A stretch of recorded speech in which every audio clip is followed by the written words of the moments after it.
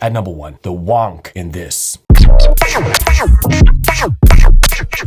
Number 2, the transition into this drop with the R&B vocal chops. Crazy.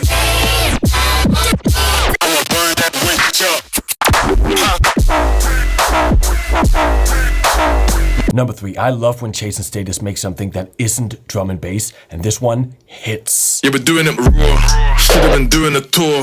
If I get caught with a parcel. Number 4, there's just something really original about this track. The vocals, the drums, the bass, just, yeah. Number 5, no surprise here, but the sound that goes in this one. Honorable mentions.